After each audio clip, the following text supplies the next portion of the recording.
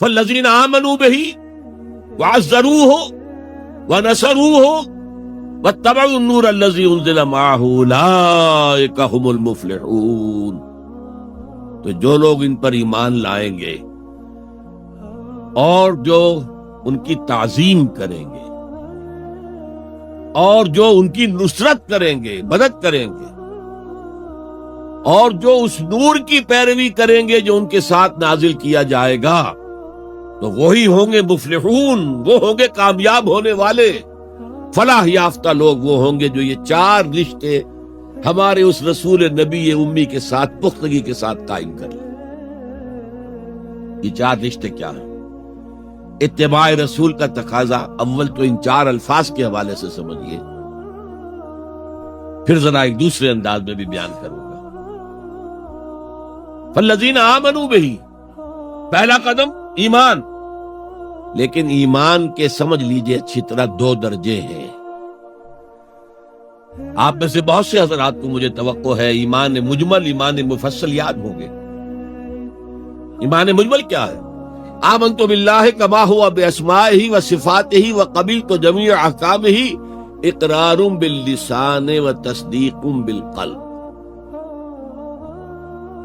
پہلا درجہ ہے اقرار باللسان، اشہد ان لا الہ الا اللہ واشہد ان محمد رسول اللہ.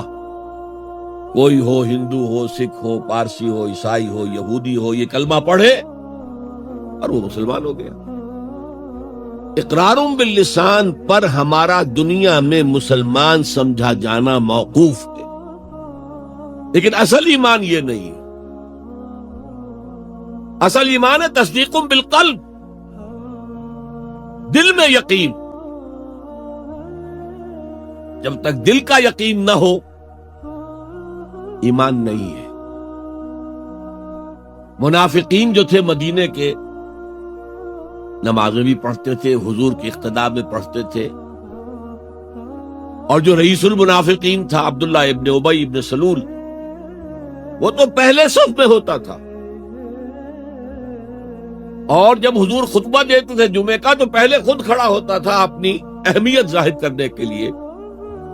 دیکھو لوگو، یہ اللہ کے رسول ہیں، ان کی بات پوری توجہ سے سنو. یہ صرف اپنی چودراہٹ کے اظہار کے لیے کہ میں بڑی شے ہوں، اس لیے کہ وہ خزرج کا بڑا سردار تھا. اوس اور خزرج کے دو عرب قبیلے تھے مدینے میں، جن میں سے کہ خزرج کا قبیلہ بڑا تھا، اوس کا چھوٹا. اور خزرج کا سردار یہ عبداللہ ابن ابی تھا، اور اس کے بارے میں یہ طے ہو چکا تھا کہ اسے ہم اپنا بادشاہ بنا لیں گے. چنانچہ سونے کا تاج تیار ہو چکا تھا، ابھی تاج پوشی صرف باقی تھی کہ حضور تشریف لے آئے ہجرت فرما کر. بے تاج بادشاہ آ گیا صلی اللہ علیہ وسلم. لہذا اس کے سارے خواب جو ہے وہ منتشر ہو گئے. لہذا پہلے دن سے پکا منافق.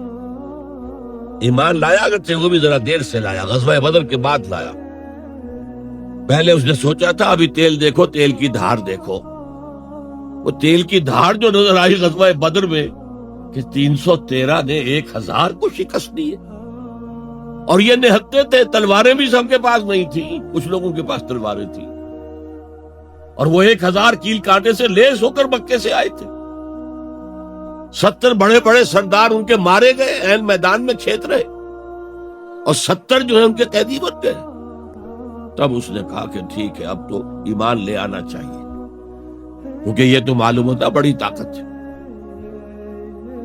بہرحال سب سے پہلے میں کہہ رہا تھا کہ ایمان، لیکن ایمان دل سے. قرآن مجید نے کیا کہا ان منافقین کے بارے میں؟ اذا جاءک المنافقون قالوا نشہد انک لرسول اللہ. سورہ منافقون ہے کہ نہیں 28ویں پارے میں.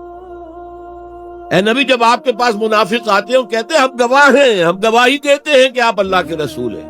اور اس پر اللہ کا تبصرہ دیکھیے، واللہ یعلم انک لرسول، اور اللہ خوب جانتا ہے کہ آپ ان کے رسول ہیں اس کے. اب میں ذرا ترجمہ کیا کرتا ہوں، اللہ سے بڑھ کر کس کو معلوم ہے کہ آپ اللہ کے رسول ہیں؟ لیکن واللہ یشہد ان المنافقین لکاذبون، اللہ گواہی دیتا ہے یہ منافق جھوٹے. مسلمان تو وہ تھے، کلمہ گو تھے، حضور کی امامت میں نمازیں پڑھ رہے تھے، لیکن منافق تھے، اللہ نے منافق قرار دیا، دل ایمان سے خالی تھے، بلکہ ہوتے ہوتے دلوں کے اندر حضور سے عداوت پیدا ہو گئی تھی، اہل ایمان سے عداوت پیدا ہو گئی۔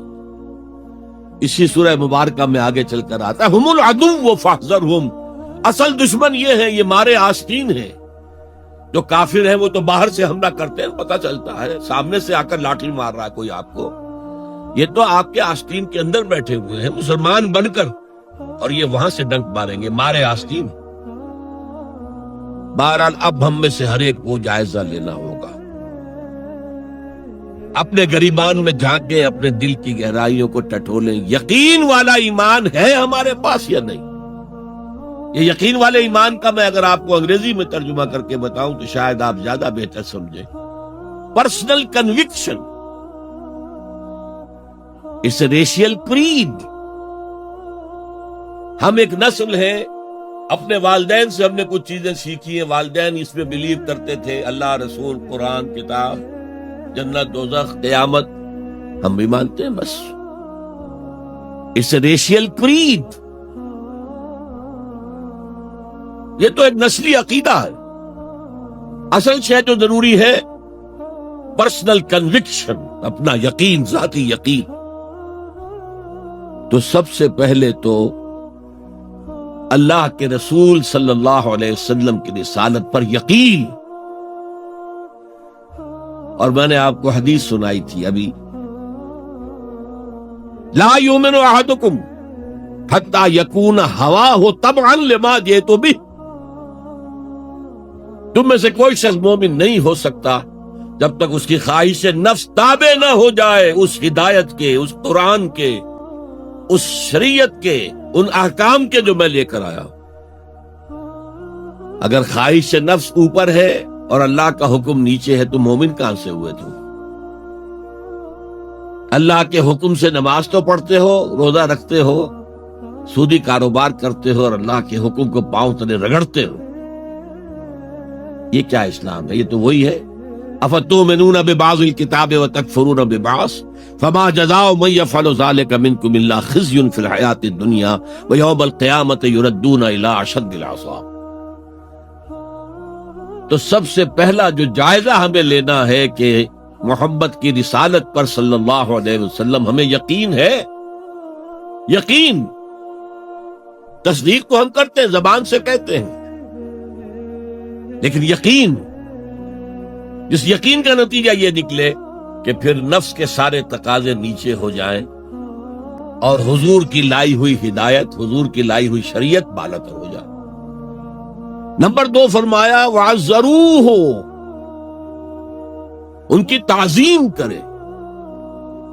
آپ کی جناب میں کوئی گستاخی ہو جائے، ایمان کے لالے پڑ جائیں گے اور آخرت برباد ہو جائے گی۔ اس تعظیم میں کیا کیا چیزیں شامل ہیں؟ دیکھیے سورہ حجرات میں ابتدائی حصے میں تفصیل سے کہا گیا یا ایھا الذین آمنوا لا ترفعوا اصواتکم فوق صوت النبی ولا تجہروا له بالقول کجہر بعضکم لبعض ان تحبط اعمالکم وانتم لا تشعرون۔ اے ایمان کے دعوے دارو، کبھی اپنی آواز کو رسول کی آواز سے بلند تر نہ کر دینا، مبادا تمہارے سارے اعمال ضبط ہو جائیں اور تمہیں پتہ بھی نہ چلے۔ میں نے کوئی گناہ کبیرہ تو نہیں کیا ہے، میں نے کوئی کفر تو نہیں کیا ہے، بس یہی ہوا نا کہ حضور کی آواز کے مقابلے میں اپنی آواز کو اونچا کر دیا۔ لا ترفعوا اصواتکم فوق صوت النبی ولا تجہروا له بالقول کجہر بعضکم لبعض، بلند آواز سے جیسے آپس میں باتیں کر لیتے ہو ایسے کبھی بات نہ کر بیٹھنا۔ ان تحبط اعمالکم، کہ تمہارے سارے اعمال حبط ہو جائیں، اکارت چلے جائیں، ختم ہو جائیں۔ وانتم لا تعلمون، تمہیں احساس بھی نہ ہو کہ ساری پونجی لٹ گئی۔